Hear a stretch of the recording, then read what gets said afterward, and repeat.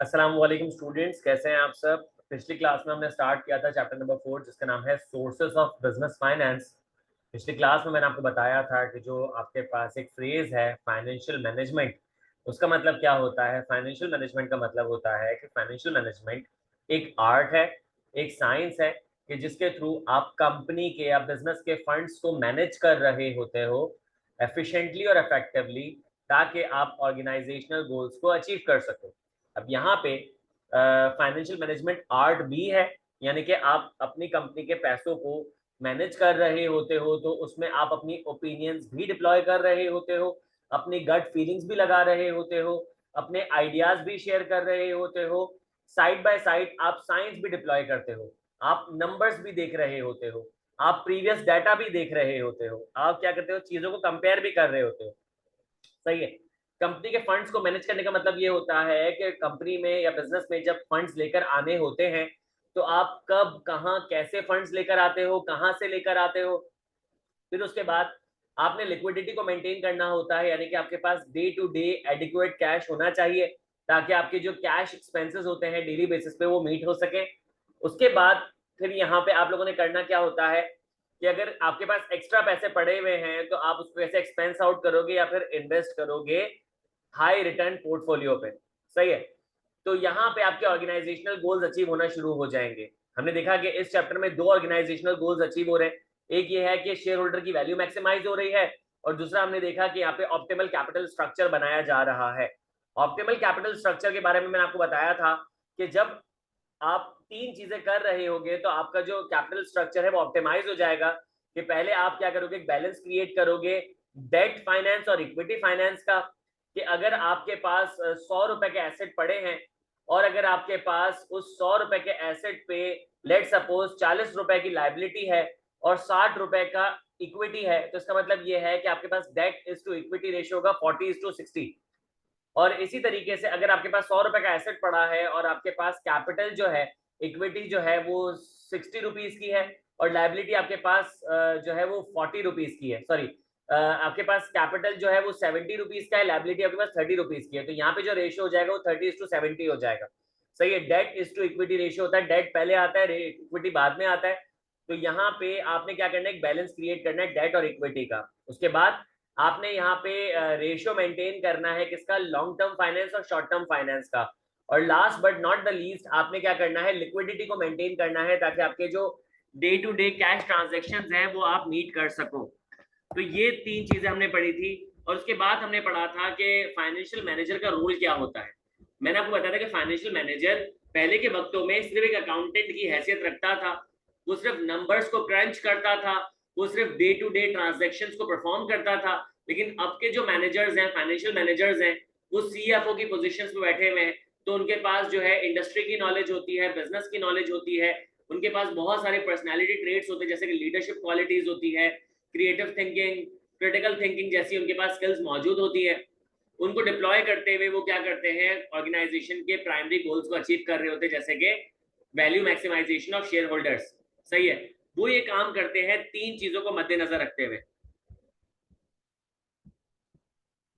कि जिनका primary goal है वो अचीव करते हुए तीन चीजें कर रहे होते हैं। एक करते हैं फाइनेंशियल प्लानिंग, दूसरा करते हैं स्पेंडिंग फंड्स और तीसरा कर रहे होते हैं रेजिंग फंड्स।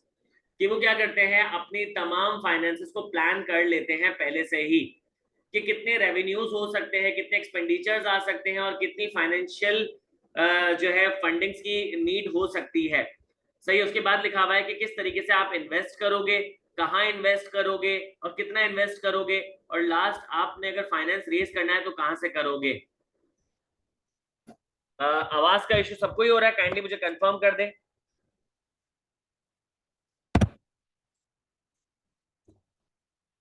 बाकी सबको आवाज सही आ रही है।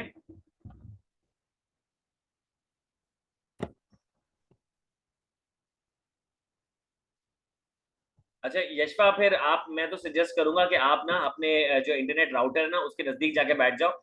कि अगर यहाँ से इशू होता ना तो सबको इशू जा रहा होता। अगर किसी को और कोई इशू हो रहा है तो मुझे बता दे, मैं जो है अपने पास से चेक कर लूंगा। सही है। हसन, मैं भी तुम्हें सजेस्ट करूंगा कि तुम भी जरा जो है वो इंटरनेट राउटर के पास बैठ जाओ। अगर सबको ही इशू होगा तो डेफिनेटली मैं अपने इंटरनेट को चेक कर लूंगा, मसले की बात नहीं है। यहाँ पे क्लास डिलीवर करना मेरे लिए ज्यादा इंपॉर्टेंट है। ये मसला नहीं है कि अगर लेट्स सपोज इंटरनेट का बीच से इशू होता है तो मैं रीस्टार्ट करके आ जाऊंगा, मसला नहीं है। सही है, तो कंटिन्यू करते हैं। आई बिलीव अब सबका इशू रिजॉल्व हो गया है। सही है, अब यहां से हम स्टार्ट करते हैं जहां से मैंने पिछली क्लास में चीजों को छोड़ा था। मैंने आपको बताया था कि हमारे पास वैसे तो मल्टीपल सोर्सेज ऑफ फाइनेंस है, लेकिन हम उन तमाम सोर्सेज ऑफ फाइनेंस को कैटेगराइज कर सकते हैं into debt capital and equity capital. फिर एक सवाल पूछा गया था कि सर सोर्सेज ऑफ फाइनेंस की नीड क्यों होती है? 3 वजह होती है। एक, अगर आपने अपने बिजनेस को एक्सपेंड करना है। दूसरा, आपने रिसर्च एंड डेवलपमेंट में इन्वेस्ट करना है। तीसरा, आपने ऐसी कैंपेन में स्पेंड करना है जो कि आप कॉम्पिटिटिव मार्केट में डील कर रहे हो, तो आपको सोर्सेज ऑफ फाइनेंस की नीड होती है। अब डेट कैपिटल और इक्विटी कैपिटल का डिफरेंस क्या है? देखो, डेट कैपिटल या डेट फाइनेंसिंग क्या होता है? डेट कैपिटल और डेट फाइनेंसिंग का मतलब ये होता है कि जब आप पैसे लेकर आ रहे होते हो बिजनेस के अंदर एक रीपेमेंट ऑब्लिगेशन के साथ, जब आप बिजनेस में पैसे लेकर आ रहे होते हो एक रीपेमेंट ऑब्लिगेशन के साथ, कि फ्यूचर में किसी भी XYZ टाइम पे आप क्या करोगे कि ये अमाउंट वापस कर दोगे, और जब तक आपने ये अमाउंट अपने पास रखी हुई है तब तक आप उस पर इंटरेस्ट पे करोगे, तो this is called debt capital. On the contrary, equity capital का मतलब ये होता है कि जहां पे आप बिजनेस में पैसे लेकर आ रहे होते हो लेकिन आपके पास कोई रीपेमेंट ऑब्लिगेशन नहीं होती है। जब तक बिजनेस चल रहा है ये पैसे आपके बिजनेस में रहेंगे, जब बिजनेस खत्म हो जाएगा तो ओनर्स को उनके पैसे वापस कर दिए जाएंगे, लेकिन यहाँ पे कोई फ्यूचर डेट पे कोई रीपेमेंट ऑब्लिगेशन आपके ऊपर अराइज नहीं हो रही होती, आपने कोई इंटरेस्ट पे नहीं करना होता। सर, सवाल यह है कि डेट कैपिटल अच्छा है या फिर इक्विटी कैपिटल अच्छा है? इसका जवाब यह है कि डेट कैपिटल भी अच्छा है, इक्विटी कैपिटल भी अच्छा है। डेट कैपिटल की अपनी बुराइयां हैं, इक्विटी कैपिटल की अपनी बुराइयां हैं। तो इसका मतलब यह है कि दोनों के एडवांटेजेस हैं, दोनों के अपने डिसएडवांटेजेस हैं। तो यहाँ पे तभी आपने दोनों का बैलेंस क्रिएट करना है, दोनों का एक ब्लेंड बनाना है। कि अगर आप सिर्फ डेट फाइनेंस की तरफ चले जाते हो तब भी गलत है, अगर आप सिर्फ इक्विटी फाइनेंस की तरफ चले जाते हो तब भी गलत है। आपने दोनों का बैलेंस क्रिएट करना है। तो मैं आप लोगों को कुछ दोनों के एडवांटेजेस और डिसएडवांटेजेस बता देता हूं, तो आपको ज्यादा बेहतर तरीके से समझ आ जाएगा। सबसे पहले मैं बात करूंगा डेट कैपिटल के एडवांटेजेस और डिसएडवांटेजेस की। By the way, debt capital की जो एडवांटेजेस हैं वो जाके इक्विटी के डिसएडवांटेज बन जाएंगे, डेट कैपिटल की जो डिसएडवांटेजेस हैं वो इक्विटी के एडवांटेज बन जाएंगे। तो सबसे पहले मैं बात करूं डेट कैपिटल की, तो इसका सबसे बड़ा एडवांटेज पता क्या है? इसका सबसे बड़ा एडवांटेज ये है कि डेट कैपिटल में आपकी ओनरशिप जो है डाइल्यूट नहीं होती है। भाई लेट्स सपोज मैं एक बिजनेस हूं, मुझे चाहिए था 10 लाख रुपए का लोन। मैं बैंक के पास गया, मैंने बैंक को कहा कि भाई मुझे 10 लाख रुपए दे दो। बैंक ने सारी फॉर्मेलिटीज पूरी की, मेरे हाथ में 10 लाख रुपए दे दिए। अभी मैं बैंक से निकला ही था, बैंक ने आवाज लगाई, बैंक ने कहा कि भाई काम करो कि तुम अपने बिजनेस को इस तरीके से चलाओ। तो मैं बैंक को कहूंगा कि भाई आप मेरे बिजनेस में मुदाखलत नहीं करो, आप बिजनेस के ओनर नहीं हो, आप बिजनेस के पार्टनर नहीं हो, आप बिजनेस के शेयर होल्डर नहीं हो, आप बिजनेस के मेंबर नहीं हो, आप हो लेंडर। आप हो लेंडर, आप बिजनेस में मुदाखलत नहीं कर सकते। मैंने आपको कह दिया है कि हर साल के एंड में मैं आपको इंटरेस्ट पेमेंट दूंगा और फिर 3 साल के बाद मैं आपको लोन की अमाउंट वापस कर दूंगा। अगर मैं ये नहीं कर सका ना तो जाके मुझे पकड़ना, लेकिन अब तुम मेरे बिजनेस में मुदाखलत नहीं करोगे। तो इसका मतलब ये है कि डेट कैपिटल में आपके पास ओनरशिप डाइल्यूट नहीं होती। ऑन द कॉन्ट्ररी, अगर इक्विटी कैपिटल की तरफ देखें तो यहाँ पे अगर आप किसी से 10 लाख रुपए लोगे तो शायद आप उसको बिजनेस का पार्टनर बना लोगे, या आप उसको शेयर होल्डर बना लोगे, या उसको मेंबर बना लोगे। तो इन दैट सिनेरियो वो बिजनेस में मुदाखलत कर सकता है अपने वोटिंग राइट के थ्रू या अपने डिसीजन मेकिंग के थ्रू। वो क्या कर सकता है? बिजनेस की ओनरशिप में मुदाखलत करेगा। तो यहाँ पे डेट कैपिटल का पहला एडवांटेज ये है कि यहाँ पे आपके पास ओनरशिप डाइल्यूट नहीं होती। डेट कैपिटल का दूसरा एडवांटेज पता है क्या है? डेट कैपिटल का जो एक्सपेंस है ना, डेट कैपिटल का जो एक्सपेंस है, यानी कि जो आप इंटरेस्ट पे कर रहे हो, डेट कैपिटल का जो एक्सपेंस है ना, जो आप इंटरेस्ट पे कर रहे हो, वो टैक्स डिडक्टेबल है। वो क्या है? वो टैक्स डिडक्टेबल है। हमेशा याद रखना, शायद ये मैंने पहले बात बताई है या नहीं बताई, मैं अब बता रहा हूं, ये जरा गौर से सुनिएगा। मैं आपको अलग से इसकी वर्किंग भी दे दूंगा, लेकिन अभी गौर से सुने कि जितने भी एक्सपेंसेस होते हैं, फिर से कि जितने भी एक्सपेंसेस होते हैं, फिर से कि जितने भी एक्सपेंसेस होते हैं वो क्या करते हैं? आपके प्रॉफिट बिफोर टैक्स को रिड्यूस कर देते हैं। जितने भी एक्सपेंसेस होते हैं वो प्रॉफिट बिफोर टैक्स को रिड्यूस कर देते हैं। जब प्रॉफिट बिफोर टैक्स रिड्यूस हो जाएगा तो उस पे जो भी टैक्स की परसेंटेज लगेगी तो वो जो टैक्स की अमाउंट है वो रिड्यूस हो जाएगी। It make sense? भाई देखो, आपके पास एक्सपेंसेस थे 50,000 रुपए के, सही है। तो जब आपने ग्रॉस प्रॉफिट था 1 लाख रुपए का, जब उसमें से 50,000 के एक्सपेंसेस माइनस किए तो आपके पास प्रॉफिट बिफोर टैक्स कितना आ रहा है? 50,000 रुपए। मैं फिर से रिपीट कर दूं, ग्रॉस प्रॉफिट था आपके पास 1 लाख रुपए का, एक्सपेंसेस आपके पास थे 50,000 रुपए के, तो प्रॉफिट बिफोर टैक्स कितना आएगा सर? 50,000 रुपए। 50,000 रुपए पे 10% अगर टैक्स की अमाउंट लगाओगे तो टैक्स की अमाउंट बनेगी कितनी? 5,000 रुपए। सही है। यहाँ पे अगर लेट सपोज आपका एक्सपेंसेस जो है 60,000 कर दूं, तो ग्रॉस प्रॉफिट आपका कितना था सर? ग्रॉस प्रॉफिट था मेरा 1 लाख रुपए। सही है। उसमें से एक्सपेंस माइनस किए मैंने 60,000 रुपए के, तो प्रॉफिट बिफोर टैक्स कितना बना? 40,000 रुपए। सर 40,000 रुपए पे 10% लगाऊंगा ना तो टैक्स की अमाउंट आएगी 4,000 रुपए। तो पहली एग्जांपल पे आपके पास जो टैक्स की अमाउंट आ रही है 5,000 रुपए आ रही है, दूसरी एग्जांपल में आपके पास टैक्स की अमाउंट 4,000 रुपए आ रही है। तो फिर से रिपीट करूं मैं कि जितने भी आपके पास एक्सपेंसेस होते हैं वो प्रॉफिट बिफोर टैक्स को रिड्यूस करते हैं और टैक्स की अमाउंट को रिड्यूस कर देते हैं। अल्टीमेटली आपके पास प्रॉफिट आफ्टर टैक्स बढ़ जाता है। जितने भी एक्सपेंसेस हैं आपके प्रॉफिट बिफोर टैक्स को रिड्यूस करते हैं, टैक्स को रिड्यूस करते हैं और प्रॉफिट आफ्टर टैक्स को बढ़ा देते हैं। तो सर ये एडवांटेज हो गया? बिल्कुल एडवांटेज हो गया। ऑन द कॉन्ट्ररी, अगर मैं इक्विटी कैपिटल की बात करूं, सर इक्विटी कैपिटल का जो एक्सपेंस होता है वो क्या होता है?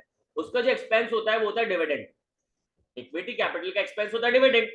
सही है। जैसे डेट कैपिटल का एक्सपेंस क्या था? Interest expense. आप क्या करते हो? लेंडर को इंटरेस्ट पे कर रहे होते हो।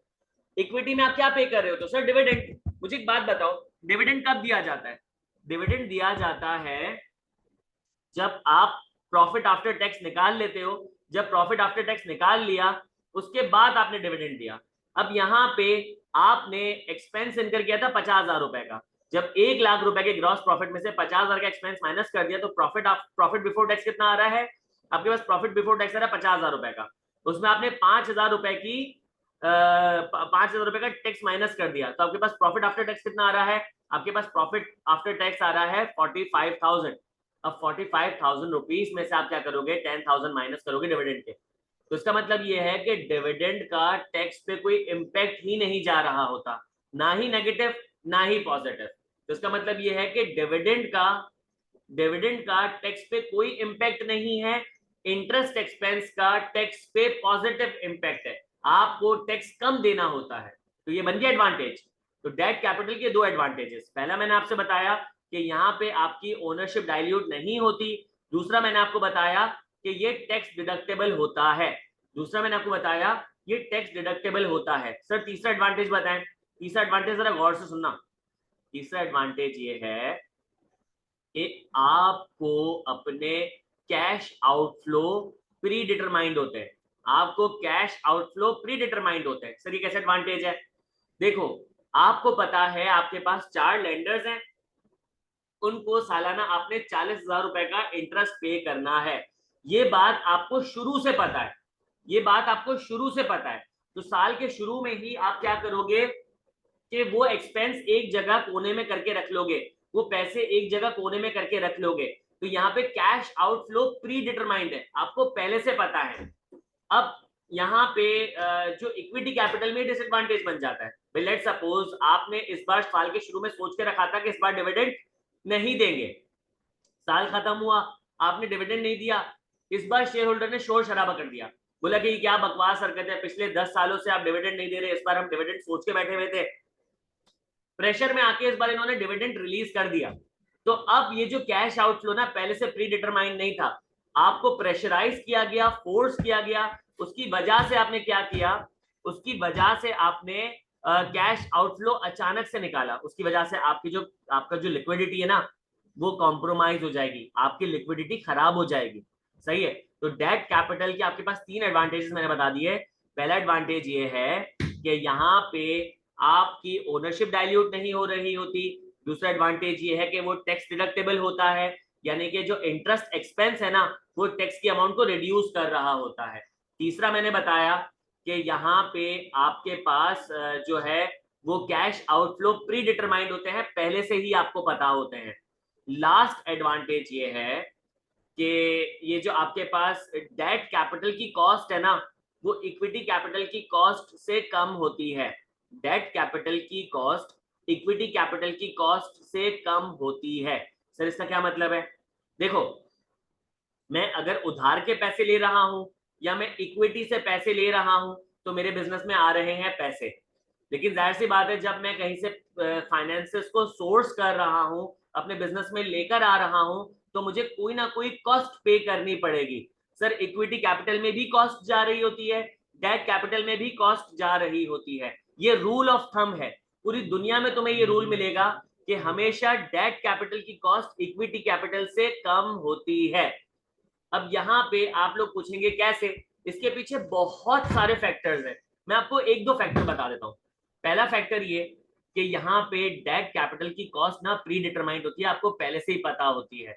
तो इस सेंस में आपको कॉस्ट जो है वो कम पड़ रही होती है, आपको कॉस्ट कम पड़ रही होती है। दूसरा ये कि यहाँ पे आपकी ओनरशिप डाइल्यूट नहीं हो रही होती, तो यहाँ पे आपकी कॉस्ट इस वजह से भी कम हो जाती है। तीसरा फैक्टर ये है कि यहाँ पे इन्फ्लेशन रेट जो है वो इंटरेस्ट की अमाउंट को हिट नहीं करता है। देखो इस चीज को समझो कि मैंने पहले साल में 10,000 रुपए का जो इंटरेस्ट पे किया है, दूसरे साल में 10,000 का इंटरेस्ट पे किया है, तीसरे साल में 10,000 का इंटरेस्ट पे किया है, चौथे साल में 10,000 का इंटरेस्ट पे किया है, तो मुझे एक बात बताओ, हर साल क्या इन्फ्लेशन नहीं बढ़ रही होगी? सर बिल्कुल इन्फ्लेशन बढ़ रही होगी। तो सर सोचे कि जैसे जैसे इन्फ्लेशन बढ़ रही है ना, तो जो मैं इंटरेस्ट की अमाउंट पे कर रहा हूं ना, उसका बर्डन मुझ पर कम होता चला जा रहा है। भाई आज जो चीज 10,000 रुपए की है, 4 साल के बाद वो 20,000 रुपए की हो जाएगी।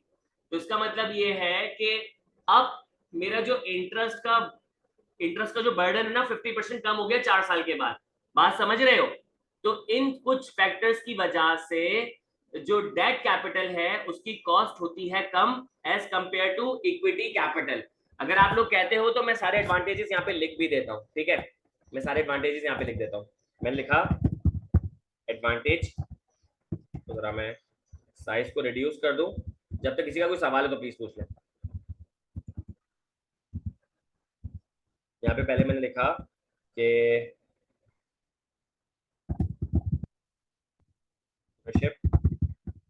Does not dilute. दूसरा मैंने लिखा टैक्स डिडक्टेबल। तीसरा मैंने लिखा प्री डिटरमाइंड कैश आउटफ्लोज। चौथा मैंने लिखा cost is less than equity capital. सही है, ये 4 एडवांटेज हो गए, और यही 4 डिसएडवांटेज बन जाएंगे किसके? इक्विटी कैपिटल के, कि वहां पे ओनरशिप डाइल्यूट होती है, यहाँ पे जो एक्सपेंस होता है वो टैक्स डिडक्टेबल नहीं होता, वहां पे कैश फ्लोज जो है प्री डिटरमाइंड नहीं होते, और कॉस्ट जो है वो डेट कैपिटल से ज्यादा होती है। सही है। अब डिसएडवांटेज की बात कर लेते हैं। पहला डिसएडवांटेज आपके पास जो है वो ये है कि यहाँ पे आपने इंटरेस्ट पे करना होता है। सही है, यहाँ पे आपने इंटरेस्ट पे करना होता है, इक्विटी कैपिटल में आपने इंटरेस्ट पे नहीं करना होता। यहाँ पे आपने वक्त पूरा हो जाने पे प्रिंसिपल अमाउंट वापस करनी होती है, ऐसी कोई चीज इक्विटी कैपिटल में नहीं होती है। तीसरा डिसएडवांटेज ये है कि अगर आपके पास अनइवन कैश आउटफ्लो है ना, अनइवन कैश फ्लो है, अनइवन कैश फ्लो का मतलब ये है कि कभी आपके पास पैसे ज्यादा होते हैं, कभी आपके पास पैसे कम होते हैं। तो जिस वक्त आपके पास पैसे कम होते हैं ना, तो इंटरेस्ट देना आपके लिए अजाब हो जाएगा। ऐसा कोई चीज इक्विटी कैपिटल में नहीं है। आपके पास कैश फ्लो अनइवन है, किसी दिन आपके पास कैश फ्लो अच्छा नहीं है, तो आप उस साल में क्या करो, डिविडेंड पे नहीं करो। किसी दिन आपके पास कैश फ्लो बहुत अच्छा है, उस साल आप डिविडेंड पे कर दो।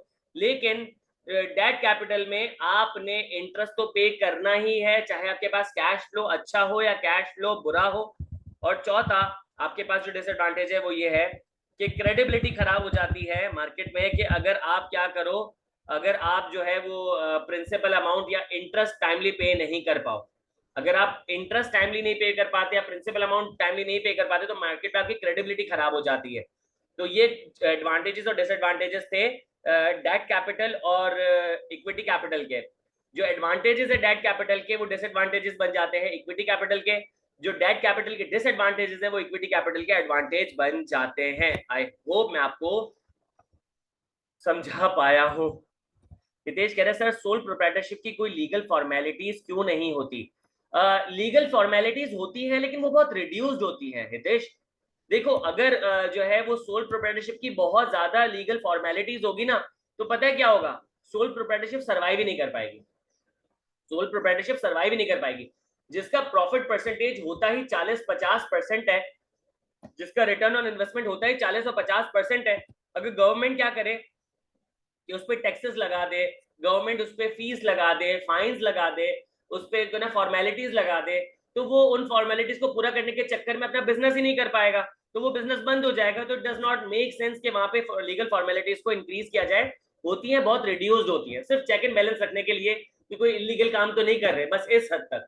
बाकी कोई और जो ना लीगल फॉर्मेलिटीज ऐसा नहीं होती है। सही है। अच्छा, अब इन पैराग्राफ्स को आप पढ़ लोगे ना तो आपको दोनों के दो एडवांटेजेस और दो डिसएडवांटेजेस मिल जाएंगे। मैंने तो फिर भी आपको चार एडवांटेजेस और डिसएडवांटेजेस बता दिए हैं, तो इनको रीड कर लीजिएगा, ठीक है। अब हम लोग पढ़ेंगे दो सोर्सेज ऑफ फाइनेंस, एक है शॉर्ट टर्म फाइनेंसिंग, एक है long term financing. Short term financing में आपके पास है ट्रेड क्रेडिट, जिसको हम अकाउंट्स पेबल भी कहते हैं।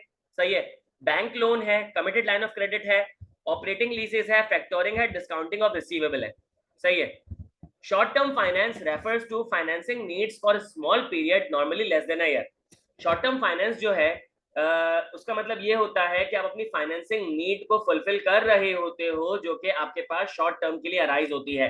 कि भाई लेट सपोज मुझे ना एक मार्केटिंग कैंपेन चलानी है, जो कि लेट सपोज एक क्वार्टर चलेगी या सेमी एनुअली चलेगी, तो उसके लिए आपको लेट सपोज 5 लाख रुपए चाहिए थे, तो 5 लाख रुपए आपने बैंक से उठाए और 6 महीने के बाद वो 5 लाख रुपए वापस कर दिए। तो ये एक शॉर्ट टर्म फाइनेंसिंग नीड थी, आपने उसको साल के अंदर ही पूरा कर लिया। सही है। इसको हम कहते हैं वर्किंग कैपिटल फाइनेंसिंग। मतलब ये कौन सा कैपिटल होता है, वर्किंग कैपिटल होता है, काम में चल रहा होता है, फिक्स कैपिटल नहीं होता। सही है। शॉर्ट टर्म फाइनेंसिंग जो है हम कहाँ दिखा रहे होते हैं, करंट लायबिलिटी में दिखा रहे होते हैं, बैलेंस शीट के अंदर। सही है। क्योंकि ये क्या करती है, जो आपके करंट एसेट और करंट ऑपरेशंस को सपोर्ट करने में हेल्प कर रही होती है। यहाँ पे आपके पास जो शॉर्ट टर्म फाइनेंसिंग होती है ना, वो उसके पीछे सिक्योरिटी होती है और कभी कभी सिक्योरिटी नहीं भी होती है। लेकिन लॉन्ग टर्म फाइनेंसिंग के पीछे हमेशा सिक्योरिटी होती है, कोलैटरल होता है, कोई ना कोई आप चीज गिरवी रख रहे होते हो। Let suppose short term financing की बात करूं, तो अगर आप उधार में सामान परचेज करोगे तो उसके पीछे कोई चीज गिरवी रखवाओगे? नहीं सर, नहीं रखवाएंगे। तो शॉर्ट टर्म फाइनेंसिंग में कभी कभी सिक्योरिटी होती है, कभी कभी सिक्योरिटी नहीं होती, लेकिन लॉन्ग टर्म फाइनेंस में हमेशा सिक्योरिटी होती है। अगर आपसे सवाल पूछा जाए कि शॉर्ट टर्म फाइनेंसिंग में हमेशा सिक्योरिटी होती है, ट्रू और फॉल्स, आप कहोगे फॉल्स।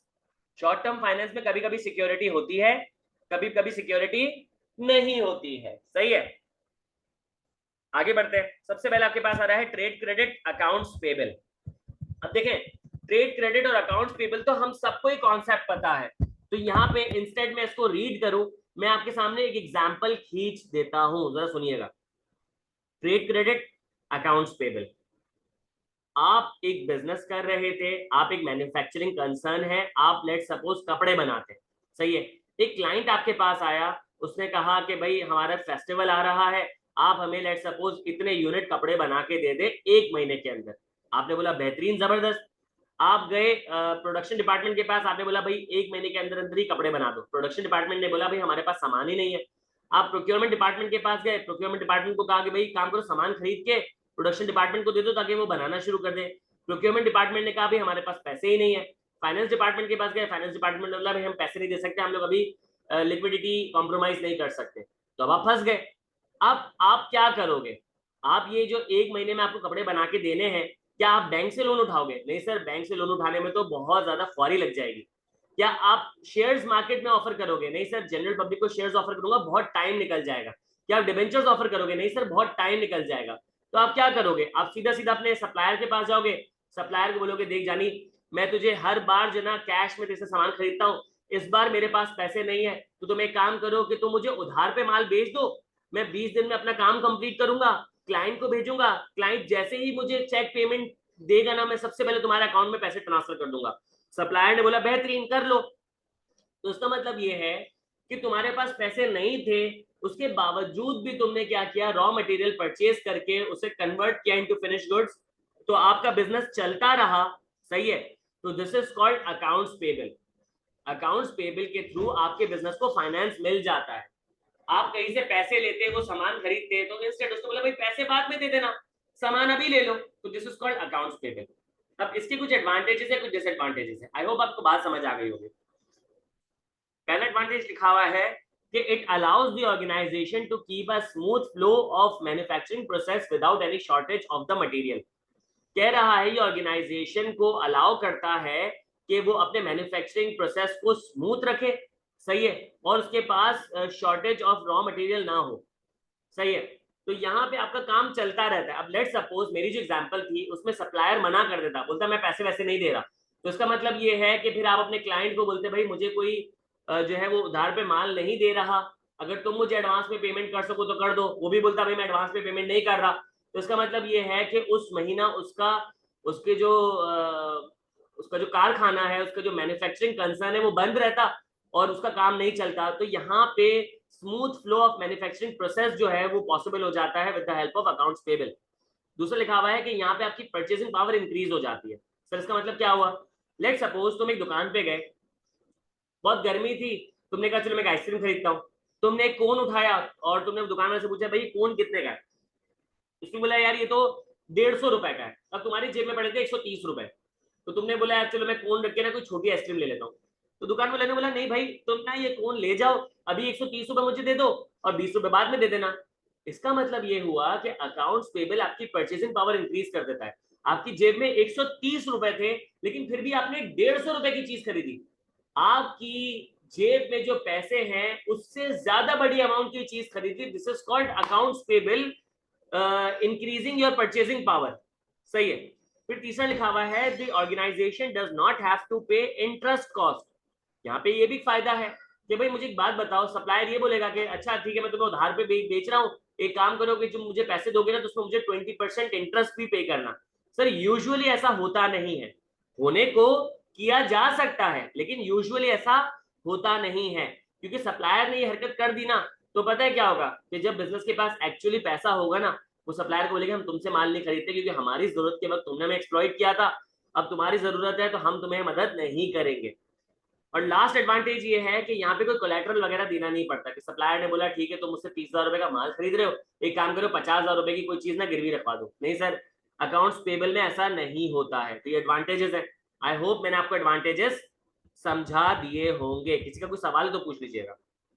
डिसएडवांटेजेस की बात करूं तो यहाँ पे आप क्या कर सकते हो, गुड्स ऑब्टेन कर सकते हो क्रेडिट पे, सही है, लेकिन पता है क्या मसला है, ये आपकी आदत बन जाएगी, या आपकी आदत बन जाएगी, आपकी कंपनी की या बिजनेस की रेपुटेशन ना मार्केट में खराब हो जाएगी। भाई लेट सपोज एक बंदा है वो क्या करता है, उधार पे ही चीजें परचेज करता है, तो वो बंदा जब दूर से चलकर आ रहा होगा ना तो सामने वाला दुकानदार दूसरे दुकानदार को बोलेगा लो भाई आ गया उधारखोर, सही है, और क्या करेगा, अपना शटर बंद करके भाग जाएगा। तो ऐसी खैर इज्जत अजीब सी हो जाएगी लोगों की और मार्केट में रेपुटेशन खराब हो जाएगी बिजनेस की, तो डिसएडवांटेज बन जाता है। दूसरा कि कभी कभी आपको ना कैश डिस्काउंट मिल रहा होता है, कैश डिस्काउंट इंसेंटिव दिया जा रहा होता है कि अगर आप देन एंड देयर कैश देके बाय कर लो। भाई देखो लिक्विडिटी सिर्फ आपको प्यारी नहीं है, लिक्विडिटी सप्लायर को भी प्यारी है। आप एक सप्लायर के पास गए, आपने बोला भाई उधार पे माल बेचो, तो सप्लायर ने बोला कि नहीं भाई मुझे भी कैश की जरूरत है, एक काम करो तुम अपफ्रंट कैश पे कर दो तो मैं तुम्हें अभी अभी जो है 10% ऑफ दे दूंगा, मतलब 90,000 रुपए की चीज मैं आपको 81,000 में दे दूंगा। तो आपने कहा कि नहीं यार मैं बाद में पे कर सकता हूँ, तो दुकान वाले ने बोला ठीक है तुम्हारी मर्जी है, फिर मैं 90,000 रुपए ही तुमसे लूंगा। अभी लेते हो तो 81, बाद में लेते हो 2 दिन बाद भी पैसे दोगे ना तो 90,000 रुपए। तो तुमने कहा कि नहीं यार पैसे जेन्युइनली नहीं है तो मुझे 90,000 रुपए का ही बेच दो। तो इसका मतलब ये है कि जो आपको कैश डिस्काउंट इंसेंटिव मिल रहा था ना वो लूज कर जाओगे। तीसरा डिसएडवांटेज ये है कि यहाँ पे आपको एडिशनल कॉस्ट आ रही होती है, क्योंकि अकाउंट्स पेबल पर्सनल या रिकॉर्ड कीपिंग जो आप कर रहे होते हो ना उसकी भी बहुत बड़ी कॉस्ट होती है, तो उसके लिए भी आप बंदा बिठाते हो, सिस्टम बनाते हो, तो उसकी भी कॉस्ट होती है। फिर आ जाते हैं बैंक लोन पे। Bank loan comparatively bank loan comparatively एक इजियर कॉन्सेप्ट हमने सुना है, हमने पढ़ा है, हमें उसके बारे में पता है। तो ये चलो मैं तुम्हें एक एग्जांपल के थ्रू ही जो है बैंक लोन पढ़ा देता हूं। देखो बैंक लोन, आपको बिजनेस में पैसों की जरूरत थी, आपको 5 लाख रुपए चाहिए थे अगले 6 महीने के लिए, आप बैंक में एंटर हुए, आपने काउंटर में बताया मुझे लोन चाहिए, आपको वेट कराया गया, आपको एक ऑफिस भेजा गया, वहां पे एक बंदे से आपका इंटरव्यू करवाया गया, आपने उसके सामने इंटरव्यू किया, सारी बातें बताई, उसने आपको एक फॉर्म दिया और बोला कि आप ये फॉर्म फिल करें। वो रूम से बाहर चले गया, आपने उसमें फॉर्म फिल किया, उसमें अपना नाम, शनाख्ती card number, date of birth, place of birth, इसके अलावा रिलीजन, इसके अलावा बिजनेस का नाम, फादर की डिटेल्स, बिजनेस की डिटेल्स, लोकेशन वगैरह। फिर उसमें लिखा हुआ था कि भाई आपने ना ये सारी चीजें इसमें अटैच करनी, जैसे कि उसमें अपना CNIC नंबर बोला होगा, बिजनेस के कोई एविडेंस वगैरह, कोई बिल वगैरह घर का, ये कुछ चीजें उसने लगवा दी, आपसे फॉर्म फिल करवा लिया। फिर वो आपके पास आके बैठा होगा, उसने आपसे कुछ और मजीद इंटरव्यू किया होगा, उसके बाद सारी चीजें करने के बाद उसने बताया होगा कि भाई हम आपको 2 दिन में बता देंगे कि आपको लोन सैंक्शन किया गया है या नहीं। 2 दिन के बाद आपको ईमेल आ गई, भाई आपको लोन मिल गया है, लेकिन आपको कुछ फॉर्मेलिटीज पूरी करनी है। आप बैंक गए वापस, उन्होंने बताया ठीक है हम आपको 5 लाख का लोन दे देंगे, लेकिन ये है कि आपने ये 5 लाख का लोन जो है वो 6 महीने के अंदर अंदर वापस, 6 महीने में वापस कर देना है। और फिर आप क्या करेंगे कि आप हमें जो है मंथली बेसिस पे 2.5% इंटरेस्ट पे करेंगे। और साथ ही साथ आपने कहा कि जो है वो हाँ, आपने ये कहा कि आपने क्या करना है कि कोई 7 लाख रुपए की चीज गिरवी रखवानी है।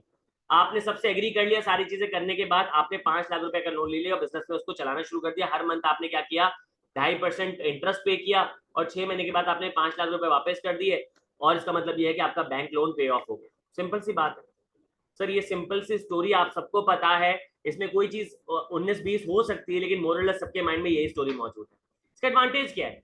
देखो एडवांटेज ये है कि यहाँ पे डेट कैपिटल होने की वजह से यहाँ पे आपके पास अपने फ्लेक्सिबिलिटी मौजूद है कि जैसे आप चाहें वैसे आप पैसे स्पेंड कर सकते हैं। आपको बैंक आके डिक्टेट नहीं करेगा कि भाई तुमने हमसे लोन लिया है तो हमारे हिसाब से पैसे स्पेंड करो।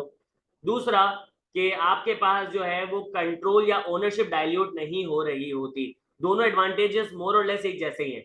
डिसएडवांटेज क्या है कि यहाँ पे इंटरेस्ट पे करना होता है।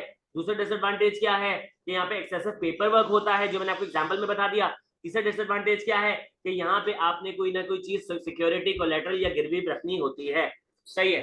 आई होप आपको बैंक लोन भी समझ आ गया होगा, कोई ऐसा नया कॉन्सेप्ट नहीं था। अब जो नया कॉन्सेप्ट है ना, उसका नाम है committed line of credit. Committed line of credit को एक दफा पूरा रीड कर लो, एडवांटेजेस और डिसएडवांटेजेस, फिर मैं आपको समझाता हूं। ठीक है, इसको रीड करो। अभी हो रहे 239, मैं आपको 242 पे ये समझाता हूँ। 3 मिनट आपके पास।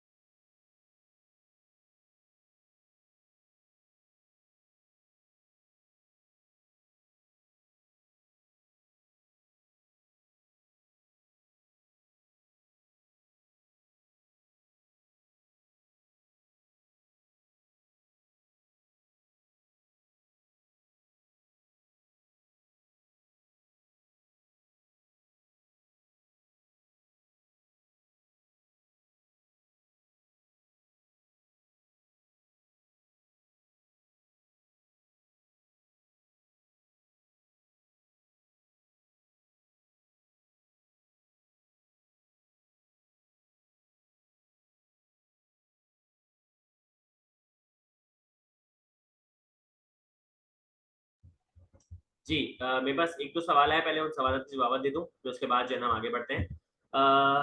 एक सवाल जो पूछा है वो पूछा है हितेश ने, सर जब लोन लेना होता है बैंक से तो अमाउंट से ज्यादा महंगी चीज गिरवी रखी जाती है या कम? देखो बैंक एक जो है ना इविल ऑर्गेनाइजेशन है, मजाक कर रहा हूँ, खैर ये मेरी अपनी ओपिनियन है और मैं इसको बड़ा बिलीव करता हूँ कि बैंक जो है एक इविल ऑर्गेनाइजेशन है, उसके सींग निकले हुए हैं, उसकी पूंछ निकली हुई है, उसके पास जो है ना एक ट्राइडेंट है।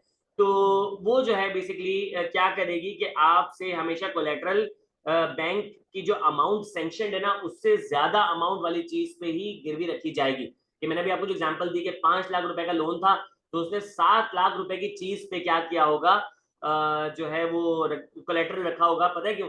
क्योंकि वो कहेगी कि भाई अगर आप इंटरेस्ट पे, अगर आप जो है वो प्रिंसिपल अमाउंट नहीं पे कर पा रहे तो देयर चांस आप इंटरेस्ट भी नहीं पे कर पा रहे, तो हमने तो कुछ कमाया ही नहीं 5 लाख रुपए पे, तो हम कमाना चाहते हैं इसलिए हम क्या करेंगे, ज्यादा अमाउंट वाली चीज को कोलेटरल के तौर पर रखेंगे। उमर आशिक कह रहे हैं कि सर जो न्यू स्टूडेंट है उनके लिए क्या गाइडलाइन है, ये भी बता दें, हम पीआरसी 5 की बुक बाय करें या नहीं। देखें, मैं लेक्चर को जरा पॉज करके एक बात आप लोगों से करता हूं कि जो नए स्टूडेंट्स हैं जिन्होंने एडमिशन लिया होगा मे बी अभी 2 दिन पहले, 7 दिन पहले, 9 दिन पहले, 10 दिन पहले, तो ये वो स्टूडेंट्स हैं जो कि मेरा बिलीव है, मुझे पर्सनली लगता है कि ये शायद अब अपनी अटेम्प्ट सितंबर में ही देंगे, क्योंकि July is way too near, बहुत ज्यादा नजदीक है। अगर जुलाई में आप पेपर नहीं दे रहे, सितंबर में आप पेपर दे रहे हो, तो आप लोगों के लिए पहली गाइडलाइन तो ये है कि आप वेट करें मेरी ओरिएंटेशन सेशन का। इन द मीन वाइल जो भी आपके पास स्मार्ट क्लासेस मौजूद है वो देखना शुरू कर दें और जो है मेरी ओरिएंटेशन का वेट करें। मैं इंशाल्लाह जो है इन बच्चों को थोड़ा सा कोर्स में आगे की तरफ ले जाऊंगा ना, आप लोगों के लिए एक ओरिएंटेशन रख दूंगा, सही है।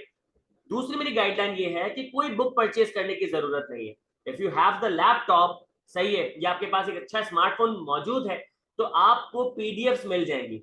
आप क्या करें कि वो पीडीएफ पढ़ना शुरू कर दें। लेकिन अगर आपको आईसाइट लूज होने का डर है या आप लोगों की आईसाइट ऑलरेडी वीक है, ये डॉक्टर ने आपको मना किया है कि स्क्रीन टाइम आप लोगों ने कम लेना है, तो फॉर दैट मैं आपको सजेस्ट करूंगा आप बुक ले लें। अब देखिए, बी स्मार्ट अबाउट इट।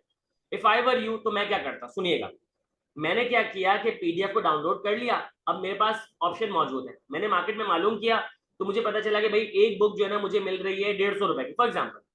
अब अगर मुझे वो 150 की मिल रही है और मेरे पास कोई ऐसा तरीका मौजूद है कि मैं उससे उसी जो है वो हार्ड कॉपी को 150 से कम में हासिल कर लूं, मेरे पास अपना प्रिंटर मौजूद है, मैं उससे प्रिंट निकाल लूं, या लेट सपोज मेरे कोई दोस्त है उसकी फोटो कॉपी शॉप है, तो उससे मैं प्रिंट निकालवा लूं, तो शायद मुझे 100 रुपए का पड़ जाए। तो मैं क्या करूंगा, सबसे सस्ते ऑप्शन की तरफ जाऊंगा, मैं सबसे सस्ते ऑप्शन की तरफ जाऊंगा। तो यहाँ पे आप पीडीएफ की तरफ भी जा सकते हो, आप हार्ड कॉपी की तरफ भी जा सकते हो, it's your choice, it's your preference. देखो, अब यहाँ पे आप लोगों ने क्या किया कि आपको किसी भी एक्सपाइसी इंस्टीट्यूट ने कहा कि भाई आप हमसे बुक बाय कर लो, आपने वहां से बुक बाय कर लिया, आपको पता चला कि भाई 2 गली छोड़ के भाई बुक सस्ती मिल रही थी, तो इसका मतलब ये है कि आप गलती से ट्रैप हो गए। अब आप लोग माशाल्लाह इतने बड़े हो गए हो कि आप 4 जगह नजर दौड़ाकर इंफॉर्मेशन हासिल कर सकते हो और अपने लिए बेहतरीन डिसीजन मेकिंग कर सकते हो। अब अगर आपको लोग बेवकूफ बना रहे हैं ना हर कदम पे, तो यार अब आप लोगों ने ब्लेम लेना है, सही है। तो यहाँ पे मैं आप लोगों को ये कहूंगा कि पहला तो ये कि अगर आप पीआरसी 5 का पेपर सितंबर में दे रहे हो, तो wait for my orientation class. उसमें मैं इंशाल्लाह आपको पूरी कंप्लीट गाइडलाइंस प्रोवाइड कर दूंगा कि किस तरीके से इस कोर्स को स्टार्ट करेंगे, किस तरीके से इस कोर्स को लेके चलेंगे, किस तरीके से इस कोर्स को प्रैक्टिस करेंगे, किस तरीके से इस कोर्स को रीड करेंगे, किस तरीके से इस कोर्स को पास करेंगे इंशाल्लाह, ठीक है। तो ओरिएंटेशन का वेट करो, सही है। दूसरा मैंने आपको बता दिया कि आपको तमाम पीडीएफ दे दी जाएगी। अभी मैं आपको पीडीएफ की बात कर ही रहा हूं ना, तो मेरे पास एक और मैसेज आया एक बच्चे का। मैं क्या करूंगा कि इस क्लास के फौरन बाद मैं आप लोगों को क्या करूंगा, जितने भी पीडीएफ मैं बार-बार शेयर करता हूं ना, मैं आपको फिर शेयर कर दूंगा, तो वहां से पीडीएफ उठा लीजिएगा। आपको लगता है कि कुछ मैं प्रिंट करा लूं, कुछ जो है मैं बाय कर लूं, कुछ जो है मैं पीडीएफ फॉर्म में रहने दूं, it's totally your call. I hope आपको बात समझ आ गई होगी। तो उमर आशिक, अब मुझे बता दें कि आप जुलाई में अटेम्प्ट दे रहे हैं या सितंबर में अटेम्प्ट दे रहे हैं। अगर आपने ये डिसाइड कर लिया ना कि आप जुलाई में भी अटेम्प्ट दे रहे हैं, तो कोई मसले की बात नहीं है, मैं आपको जुलाई में भी तैयारी करा दूंगा। लेकिन फिर बी रेडी अबाउट इट, आपने जो है एक्स्ट्रा आवर्स चलना है। अगर सितंबर में दे रहे तो कोई मसले की बात नहीं, सुकून से बैठो। जैसे ही मैं जुलाई अटेम्प्ट की क्लासेस खत्म कर दूंगा, बच्चों को पेपर देने के लिए भेज दूंगा, तो उसके 1 हफ्ते के बाद मैं सितंबर अटेम्प्ट की ऐसी क्लासेस रखा करूंगा। तो उमर वो क्लासेस लेने आ जाना, इंशाल्लाह तुम्हें फायदा हो जाएगा। सही है, मैं हर महीने ऐसे कोर्स कंप्लीट कराता हूँ। तो यूट्यूब पे मेरे पास पिछले हर अटेम्प्ट के जो है ना वो लेक्चर्स मौजूद है। तो तुम्हें तो परेशान ही नहीं होना, तुम्हारे पास कंटेंट ही कंटेंट मौजूद है। तुम्हारे पास जो है स्मार्ट क्लासेस मौजूद है, साथ में ये जो भी लाइव क्लासेस चल रही है वो यूट्यूब पे मौजूद है, इससे पिछले अटेम्प्ट वाली यूट्यूब पे मौजूद है, उससे पिछले अटेम्प्ट वाली यूट्यूब पे मौजूद है। तो कोर्सेज का तो लेक्चर का तो टेंशन ही नहीं है। सही है, मेरा इंशाल्लाह तुम जब ओरिएंटेशन क्लास ले लोगे ना तो तुम्हें कॉन्फिडेंस मिल जाएगा। ठीक है, विद दिस अब मैं क्लास को कंटिन्यू कर रहा हूं। Committed lines of credit. देखिए यहां पे मैं आपको कहानी सुनाता हूं, इसके बाद मैं इस कॉन्सेप्ट को समझाऊंगा। इस कहानी में एक लड़का है, उसका नाम है भोला, क्योंकि वो सच में ही भोला है। वो बैंक गया, क्योंकि वो भोला था, उसने बैंक को बता दिया कि सर मुझे जो है अभी 10 लाख रुपए की जरूरत है। सही है, इस साल मुझे 10 लाख रुपए की जरूरत है, और 10 लाख रुपए का सीन ये है कि मैं अभी 10 लाख रुपए यूज करूंगा और आपको साल के एंड में 10 लाख रुपए वापस कर दूंगा, और मैं आपको इंटरेस्ट की अमाउंट पे कर दूंगा सेमी एनुअली। मतलब एक मैं इंटरेस्ट पे करूंगा आपको 6 महीने के बाद, और दूसरा इंटरेस्ट पे करूंगा 12वें महीने पे। सही है, तो बैंक ने देख लिया कि ये बंदा है भोला, तो बैंक ने उसको पूछा कि यार तुम्हें से 10 लाख रुपए की जरूरत है। उसने बोला इस साल 10 लाख की जरूरत है, अगले साल फिर शायद 10 लाख रुपए की जरूरत पड़ेगी, तो मैं अगले साल लोन ले लूंगा।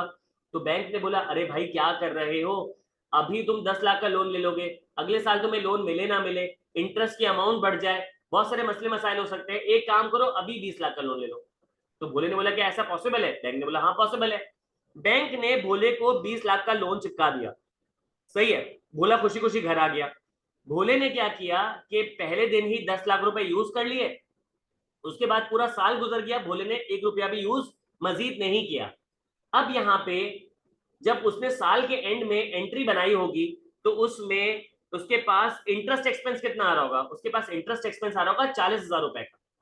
20,000 रुपए उसने 6 महीने के बाद दिए होंगे, और 20,000 रुपए उसने 12वें महीने पे दिए होंगे। तो टोटल 40,000 रुपए का उसका इंटरेस्ट एक्सपेंस आ रहा है। मुझे एक बात बताओ, भोले ने पैसे कितने यूज किए? भोले ने पैसे यूज किए हैं 10 लाख रुपए।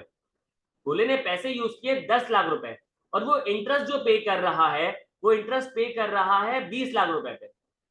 उसने जो लोन यूज किया है वो 10 लाख का किया है, वो इंटरेस्ट पे कर रहा है 20 लाख रुपए पे। Does it make sense? नहीं सर। अगर वो 10 लाख का लोन उठाता तो वो क्या करता है, 6 महीने के बाद 10,000 पे करता, और 12वें महीने पे 10,000 पे करता, तो उसका मतलब है वो इंटरेस्ट पे करता है 20,000 रुपीज का। तो यहाँ पे भोला सच में भोला बन के रह गया। सही है।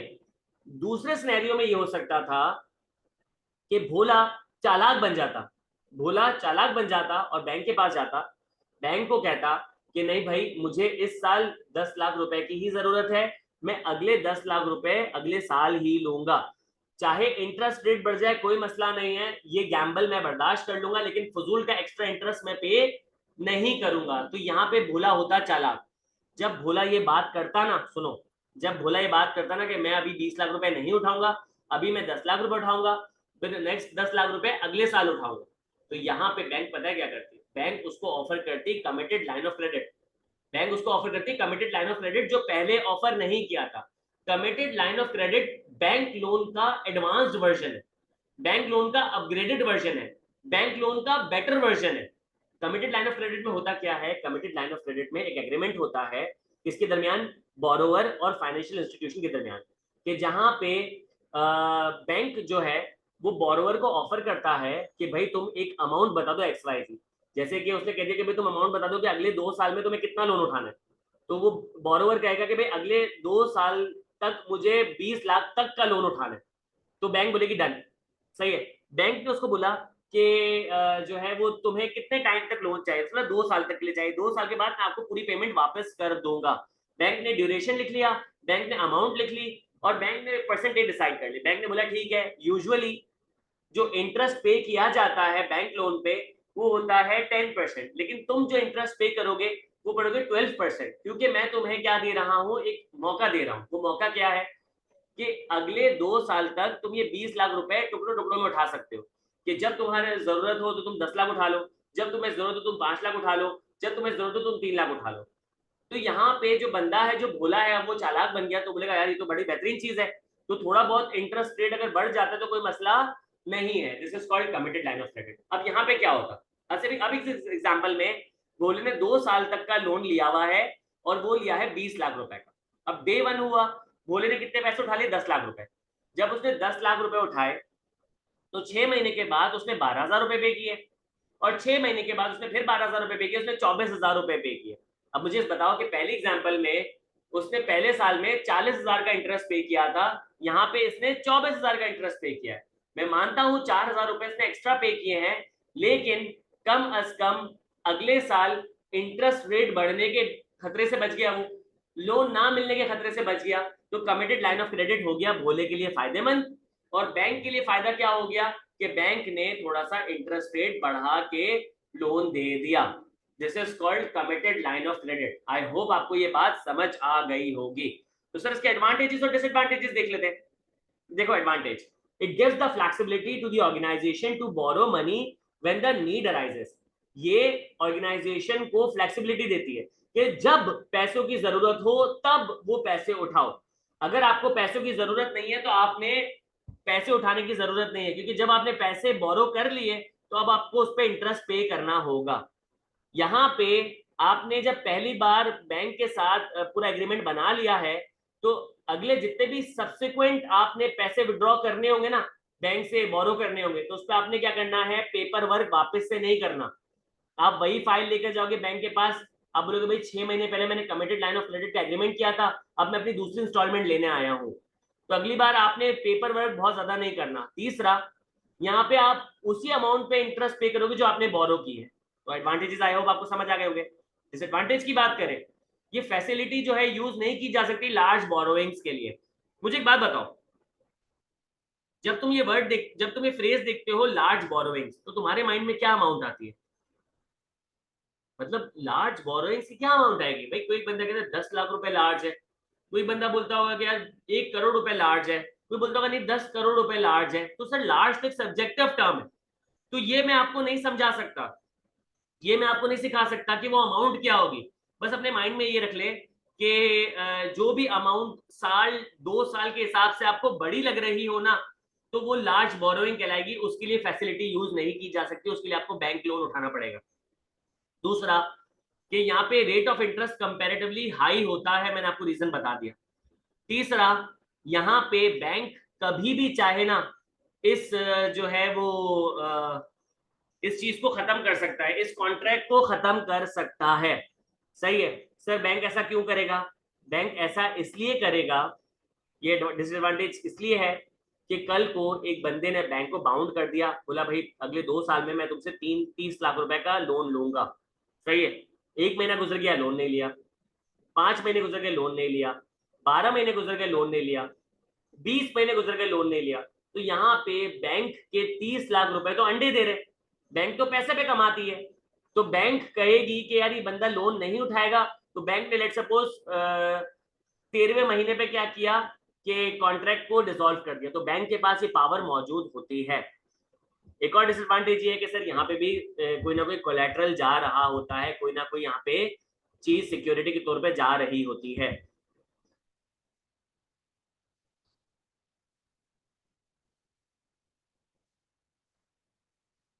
जी हितेश, जो लार्ज अमाउंट या लार्ज बोरोइंग या अननोन अमाउंट जो है वो लॉन्ग टर्म के लिए सही है, लेकिन शॉर्ट टर्म के लिए कमिटेड लाइन ऑफ क्रेडिट में लार्ज अमाउंट बोरो नहीं की जा सकती। बहुत अच्छी बात की हितेश तुमने, सही है। तो आई होप आपको ये समझ आ गए होंगे। अब तक हमने क्या क्या पढ़ लिया? अब तक हमने पढ़ लिया, अल्लाह का भला करे, हमने पढ़ लिया अकाउंट्स पेबल, हमने पढ़ लिया बैंक लोन, हमने पढ़ लिया कमिटेड लाइन ऑफ क्रेडिट। बीच में आपके पास लिखा रहा है ऑपरेटिंग लीजेस। ऑपरेटिंग लीजेस मैं अभी आपको नहीं पढ़ाऊंगा, क्योंकि आपके पास फाइनेंशियल लीज भी मौजूद है। तो जब मैं आपको फाइनेंशियल लीज पढ़ाऊंगा तभी मैं आपको ऑपरेटिंग लीज भी पढ़ाऊंगा। अब रह गया आपके पास फैक्टोरिंग और discounting of receivable. Factoring and discounting of receivable, सबसे पहले मैं इसकी डेफिनेशन पढ़ूंगा, फिर मैं इस पे कहानी सुनाऊंगा। लिखा हुआ है in discounting a firm sells its accounts receivable outright to a factor. कि डिस्काउंटिंग में क्या होता है कि जो बिजनेस होता है वो अपने अकाउंट्स रिसीवेबल को सेल कर देता है एक फैक्टर को। फैक्टर यूजुअली क्या होता है? एक बैंक होता है। सही है, यहाँ पे जो बैंक होता है वो अकाउंट्स रिसीवेबल परचेज करता है डिस्काउंटेड रेट पे। सही है, तो दिस इज कॉल्ड फैक्टोरिंग। अब यहाँ पे मैं आपको कहानी सुनाता हूँ। एक बिजनेस था, उसको पड़ गई अचानक से पैसों की जरूरत। उसको पड़ गई लेट सपोज 2.5 लाख रुपए की जरूरत। अब वो जो बंदा है वो कह रहा है मैं बैंक से लोन लेने जाऊंगा तो उसमें पेपर वर्क बहुत है, सही है। मैं अगर जनरल पब्लिक को शेयर्स ऑफर करूंगा उसमें टाइम बहुत लग जाएगा, डिबेंचर्स ऑफर करूंगा उसमें टाइम बहुत लग जाएगा, सही है। रिटेन अर्निंग मेरे पास मौजूद नहीं है, तो मेरे पास कहीं से भी कैश मौजूद नहीं है, सही है। उसको याद आया कि उसने उधार लेने हैं एक बंदे से, उससे उधार लेने लेट सपोज 3.5 लाख रुपए लेने। उसने फोन किया बंदे को, तो बंदे ने कहा कि देखिए अभी मैं पैसे नहीं दे सकता, अभी जो है मेरे पास जो है वो पैसे मौजूद नहीं है देने के लिए। अब बंदा परेशान, तो बंदा पता क्या करेगा, वो जाएगा बैंक के पास, बैंक को कहेगा कि बैंक मेरे पास एक अकाउंट रिसीवेबल है 3.5 लाख रुपए का, ये बंदा प्रॉमिस कर रहा है कि मैं आपको ये जो 3.5 लाख रुपए है ये मैं वापस कर दूंगा 1 महीने के अंदर। मेरे पास 1 महीना मौजूद नहीं है, मुझे क्या करना है 3 दिन के बाद 2.5 लाख रुपए की पेमेंट करनी ही है। तो बैंक ने बोला कोई मसले की बात नहीं है, ये अकाउंट रिसीवेबल मुझे भेज दो।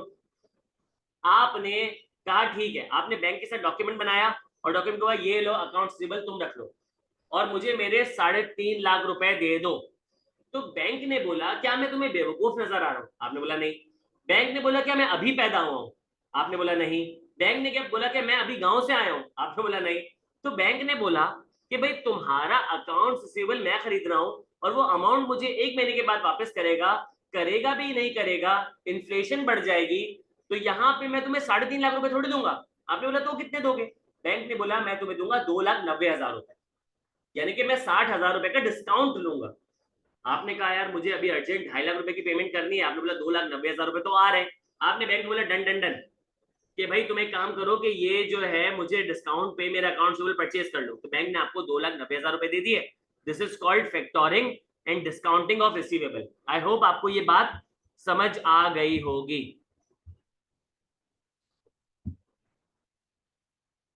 यशवा कह रही हैं डिविडेंड सर शेयर होल्डर को जब पे करेंगे ना जब प्रॉफिट हो कंपनी को,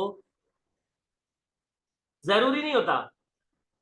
देखो देखो मैं आपको एग्जांपल देता हूँ। डिविडेंड कब कब पे किया जा सकता है? डिविडेंड प्रॉफिट हो रहा है, सही है, प्रॉफिट हो रहा है, डिविडेंड जो है वो अनाउंस नहीं किया तो डिविडेंड पे नहीं होगा, सही है। प्रॉफिट हो रहा है, डिविडेंड अनाउंस कर दिया गया, डिविडेंड पे किया जाएगा, सही है। लॉस हो रहा है, डिविडेंड अनाउंस नहीं किया तो क्या होगा, डिविडेंड पे नहीं किया जाएगा। लॉस हो रहा है, डिविडेंड अनाउंस कर दिया गया तो डिविडेंड पे किया जाएगा। डिविडेंड तब पे किया जाएगा जब डिविडेंड अनाउंस किया जाएगा, उसका प्रॉफिट एंड लॉस से कुछ भी लेना देना नहीं होता, सही है।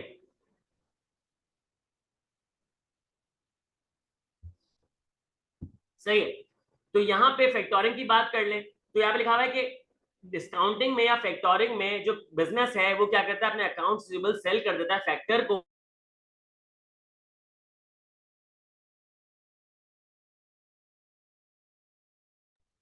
जी स्टूडेंट सॉरी, हम लोग लास्ट बात क्या कर रहे थे, आप लोगों को लास्ट बात क्या सुनाई दी थी?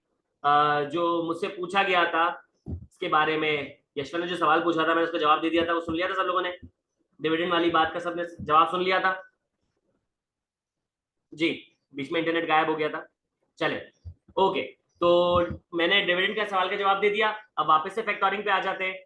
फैक्टोरिंग में क्या होता है कि बिजनेस अपने अकाउंट रिसीवेबल सेल कर रहा होता है एक फैक्टर को, और यहाँ पे एग्जांपल में फैक्टर कौन था, एक बैंक, जो कि अकाउंट रिसीवेबल को परचेज करता है डिस्काउंट पे। Discounting is more expensive than bank loan, सही है। ये एक कॉमेंट है कि आप बैंक से लोन लेने जाते हो तो वो आपको सस्ता पड़ जाता है क्योंकि उसमें इंटरेस्ट की जो परसेंटेज होती है वो कम होती है। लेकिन डिस्काउंटिंग में क्या होता है कि फैक्टर जो है रिसीवेबल बाय कर रहा होता है तो वहां पे दो रिस्क शामिल होते हैं, एक होता है इन्फ्लेशन रिस्क और एक होता है डिफॉल्ट का रिस्क, कि सामने वाला बंदा भाग जाएगा तो बैंक के ऊपर वो रिस्क आएगा। इन कुछ वजूहात की वजह से क्या होता है कि फैक्टोरिंग कंपैरेटिवली एक्सपेंसिव हो जाती है। तो विद दिस हमने तमाम शॉर्ट टर्म फाइनेंस पढ़ लिए सिवाय एक के, ऑपरेटिंग लीज के। अब यहाँ पे एडवांटेजेस और डिसएडवांटेजेस देख लेते हैं शॉर्ट टर्म फाइनेंस के, बहुत इंपॉर्टेंट है। देखो सबसे पहले लिखा हुआ है लेस इंटरेस्ट अमाउंट, जो इंटरेस्ट की अमाउंट होती है वो आपने कम पे करनी होती है। भाई देखो आपने जो लॉन्ग टर्म फाइनेंस में उठाया 30 लाख रुपए का लोन, सही है, आपने उठाया 30 लाख रुपए का लोन, 30 लाख रुपए का लोन उठाया और 30 लाख रुपए के लोन पे आपको जो इंटरेस्ट पे करना पड़ रहा है पर एनम वो है लेट सपोज आपके पास 15%, वो आपके पास 15% है। तो पहले साल आपने 1.5 लाख रुपए का इंटरेस्ट दिया, दूसरे साल आपने 1.5 लाख का दिया, तीसरे साल आपने 1.5 लाख का लिया। तो यहाँ पे आपकी जो इंटरेस्ट अमाउंट टोटल बनी वो बनी कितने, 4.5 लाख रुपए की। शॉर्ट टर्म फाइनेंस में आपने 1 साल का लोन उठाया, 1 साल पे आपने जो इंटरेस्ट पे किया वो लेट्स सपोज पे किया 20%। तो यहाँ पे आप 3 लाख रुपए पे जो इंटरेस्ट पे करोगे वो आप कितना पे करोगे, 20 ना, अच्छा मैंने गलत बता दिया था, सॉरी 15% था ना। तो अब पहले सॉरी वापस से बता रहा हूँ, ठीक है। लेस इंटरेस्ट अमाउंट, अगर आप लॉन्ग टर्म फाइनेंस की तरफ जाओगे, आपने 30 लाख रुपए का लोन उठाया है, 30 लाख रुपए पे आप इंटरेस्ट पे कर रहे हो 15%। तो पहले साल आप पे करोगे 4.5, दूसरे साल आप पे करोगे 4.5, और तीसरे साल आप पे करोगे 4.5। तो इसका मतलब है कि आपने पे किए 13,50,000 रुपए, सही है। अगर आप let suppose short term finance की तरफ जा रहे होते तो 30 लाख रुपए का आपने लोन उठाया होता, 1 साल में आपने इंटरेस्ट पे करना होता 20%, तो आप कितना पे करते, 6 लाख रुपए। तो सर 6 लाख रुपए ज्यादा या फिर 13.5 लाख रुपए ज्यादा, जाहिर सी बात है 13.5 लाख रुपए ज्यादा, तो इंटरेस्ट की अमाउंट आप कम पे कर रहे होते हो तो एडवांटेज बन जाता है। दूसरा, डिसबर्स्ड क्विकली, कि ये लोन पेमेंट ना आप जल्द से जल्द पे कर देते हो, जल्द से जल्द पे कर देते हो, उसका मतलब क्या है, जल्द से जल्द बल्ली उतर जाती है। भाई आपने लॉन्ग टर्म जो है लोन दिया हुआ लिया हुआ है, अब लेट सपोज पहले साल आपने इंटरेस्ट पे कर दिया, तो इसका मतलब ये है कि अभी आपका लोन डिसबर्स नहीं हुआ। आप फिर अगले साल के इंटरेस्ट पे कर लोगे तब भी कहानी खत्म नहीं हुई, फिर अगले साल का लोन पे करोगे, इंटरेस्ट पे करोगे, तब भी कहानी खत्म नहीं हुई। जब तक आप प्रिंसिपल अमाउंट पे नहीं कर देते ना, तब तक क्या होगा कि आपका लोन डिसबर्स नहीं होगा। डिसबर्स का मतलब होता है फैलना, डिसबर्स का मतलब होता है खत्म होना, डिसबर्स का मतलब होता है इवापोरेट हो जाना, उड़ जाना हवा में, गायब हो जाना। तो ये जब तक डिसबर्स नहीं होगा, जब तक आप मेच्योरिटी डेट नजदीक नहीं आएगी। तो शॉर्ट टर्म फाइनेंस की मेच्योरिटी डेट ज्यादा नजदीक होती है, सही है, शॉर्ट टर्म लॉन्ग टर्म की थोड़ा सा दूर होती है, तो उसकी वजह से ये डिसबर्स जल्दी हो जाता है। आई होप ये बात भी आपको समझ आ गई होगी। देश कह रहा है कि सर हम एमसीक्यूज प्रैक्टिस कब से स्टार्ट करेंगे, इंशाल्लाह हम जो है ना 24-25 से शुरू कर देंगे प्रैक्टिस, ठीक है। जरा हमारे 5 चैप्टर्स हो जाए फिर उसके बाद करते हैं, सही है। फिर लिखा हुआ है लेस डॉक्यूमेंटेशन, सही है। शॉर्ट टर्म फाइनेंस में डॉक्यूमेंटेशन कंपैरेटिवली कम होती है। भाई छोटा लोन है, छोटी अमाउंट है, तो उसमें बैंक भी जो है ना ज्यादा जो है ना वो प्रॉब्लम्स क्रिएट नहीं करता है। बड़ी अमाउंट है, ज्यादा टाइम के लिए है, तो फिर बैंक ज्यादा डॉक्यूमेंटेशन करवाएगा। तो एडवांटेजेस है, पहला इंटरेस्ट की अमाउंट कम पे करते हो, दूसरा इंटरेस्ट जो सॉरी जो आपका लोन है जल्दी डिसबर्स हो जाता है, तीसरा डॉक्यूमेंटेशन कंपैरेटिवली कम होती है। डिसएडवांटेज की बात करें तो डिसएडवांटेज पहला ये है कि आपको जो फैसिलिटी है वो बहुत छोटी मिल रही होती है, इंस्टॉलमेंट भी आपके पास कम होती है। भाई देखो, एक बंदा है, उसने लोन ही 6 महीने का उठाया है, जब उसने लोन ही 6 महीने का उठाया है तो उसको इंस्टॉलमेंट कितनी दी जाएगी, ज्यादा से ज्यादा बोलेंगे भाई ठीक है 2 इंस्टॉलमेंट में पे कर दो, ज्यादा से ज्यादा बोलेंगे भाई काम करो कि 6 इंस्टॉलमेंट में पे कर दो, मंथली पे कर दो, क्वार्टरली पे कर दो इंटरेस्ट, सही है, इससे ज्यादा थोड़ी इंस्टॉलमेंट वगैरह दी जा सकती। फिर दूसरा, आपको जो अमाउंट दी जाएगी वो भी छोटी होगी, कि वो बोलेगा भाई 6 महीने में तुम थोड़ी को मुझे 1 करोड़ रुपए वापस कर सकते हो, तो बैंक बोलेगा 6 महीने के लिए मैं तुम्हें 5 लाख का लोन दे सकता हूँ। तो आपको लोन की अमाउंट भी कम मिल रही है, इंस्टॉलमेंट्स भी आपको कम मिल रही है, सही है। यहाँ पे एक और डिसएडवांटेज ये है कि इंटरेस्ट रेट हाई होता है। बैंक जब लॉन्ग टर्म के लिए लोन देता है ना, तो वहां पे इंटरेस्ट कम चार्ज कर रहा होता है परसेंटेज वाइज, यहाँ पे आपको इंटरेस्ट की परसेंटेज ज्यादा पे करनी होती है। एक और डिसएडवांटेज है डेट ट्रैप। जो डेट ट्रैप है ना, ये मैं समझाता हूँ। देखो, शॉर्ट टर्म फाइनेंस में एक डेट ट्रैप होता है, वो मैं समझाता हूँ। हुआ ये कि आपने 6 महीने के लिए लोन लिया 5 लाख रुपए का, अभी तो आप उस लोन को यूटिलाइज करना शुरू ही हुए थे, 6 महीने फौरन से आके खड़े हो गए, बैंक ने बोला भाई मेच्योरिटी डेट आ गई, 5 लाख रुपए वापस करो। आपके पास 5 लाख रुपए नहीं थे वापस करने के लिए, तो बैंक कहेगा एक काम करो, तुम दूसरा लोन ले लो पहला लोन वापस करने के लिए। तो आपने क्या किया कि आपने 5.5 लाख रुपए का लोन ले लिया, क्योंकि आपने 5 लाख रुपए वापस करने थे, साथ ही साथ 50,000 रुपए का इंटरेस्ट भी वापस करना था। तो आपने बैंक को दे दिए 5.5 लाख रुपए। अब जैसे ही 6 महीने कंप्लीट हुए, फिर वही 5.5 लाख रुपए आपने जो है लिए थे वो आपने वापस करने, और इस बार आपने 55,000 रुपए का इंटरेस्ट भी वापस करना है। तो इसका मतलब ये है कि अब आपने 6,05,000 रुपए वापस करने। अब 6,05,000 रुपए आपके पास नहीं है, तो बैंक बोलेगा एक काम करो कि तुम मुझसे 7.5 लाख 7 लाख रुपए का लोन ले लो। आपने 7 लाख रुपए का लोन ले लिया, इस तरीके से करते करते करते करते आपका लोन 7, 8, 9, 10, 11, 20, 25 लाख पे खड़ा हो जाएगा। फिर जब आप लोन वापस नहीं कर सकते तो बैंक बोलेगा कि भाई अब इससे ज्यादा बड़ा हम आपको लोन नहीं दे सकते। इसका मतलब यह है कि अब आप जो है हमें जो हमने आपसे कोलेटरल लिया था ना वो जब्त कर लिया जाएगा और हम आपका जो है लोन फिर छोड़ देंगे। तो जो कोलेटरल उसने दिया हुआ था 25 लाख रुपए पे, वो कोलेटरल था 35 लाख रुपए का। इसका मतलब ये है कि सीधा सीधा आपका 35 लाख रुपए का नुकसान हो गया। ये डेट ट्रैप होता है। शॉर्ट टर्म फाइनेंस का सबसे बड़ा मसला ये है कि आपको मेच्योरिटी डेट फौरन से आपके सामने आके खड़ी हो जाती है, फिर आपके पास कोई और चारा नहीं होता, एक लोन को पे ऑफ करने के लिए आप दूसरा लोन उठा लेते हो। सही है। तो this is these are the disadvantages of short term finance. I hope आपको समझ आ गए होंगे।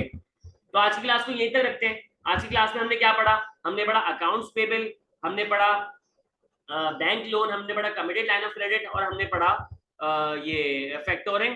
सही है। ऑपरेटिंग लीज हमने नहीं पढ़ा और एडवांटेजेस एंड डिसएडवांटेजेस देखे हमने शॉर्ट टर्म फाइनेंस के। ये चैप्टर एमसीक्यूज के लिए सबसे ज्यादा इंपॉर्टेंट है। मतलब मैं बड़ी बात नहीं कर रहा कि 25% सवाल यहाँ से आ रहे होते हैं। चैप्टर नंबर 4 को तो घोल के पी जाओ। सही है। चैप्टर नंबर 4 में कोई बात समझ नहीं आती मुझसे पूछना, मैं जवाब दे दूंगा। अब अगली क्लास में इंशाल्लाह हम पढ़ेंगे लॉन्ग टर्म फाइनेंसिंग और उसके अंदर हमारे पास डेट फाइनेंस भी है, इक्विटी फाइनेंस भी है और ऑपरेटिंग लीज रह गया है, वो भी पढ़ लेंगे। तो हमारा चैप्टर इंशाल्लाह कल कंप्लीट हो जाएगा। हितेश यार ये मैंने बताया ना, ये एडमिन से पूछ लो यार, मुझे बाखुदा नहीं पता होती चीजें। ऐसा ना हो तुम लेट हो जाओ। तुम सबको एडमिन मैसेज डाल दो, तुम ताहिर को मैसेज कर दो, शाहूद को मैसेज कर दो, मुस्तफा को मैसेज कर दो। एडमिन में जितने लोग मौजूद थे ना, जो ग्रुप के अंदर एडमिन बन के बैठे हुए, उन सबको मैसेज डालो कि भाई बताओ कि कब एग्जामिनेशन फॉर्म आ गए, तो इंशाल्लाह जवाब मिल जाएगा। ठीक है। लेट ना हो जाना दोस्त। ठीक है। तो आज इस क्लास को ऑफ कर रहा हूँ। मुलाकात होती है इंशाल्लाह कल आप लोगों से। चैप्टर नंबर 4 कंप्लीट कर लेंगे। बुक रीड करते रहो। चैप्टर नंबर 4 कोशिश करो कि आज और कल में बैठ के रीड कर लो। ख्याल रखिएगा। कल मिलते हैं। अल्लाह हाफिज।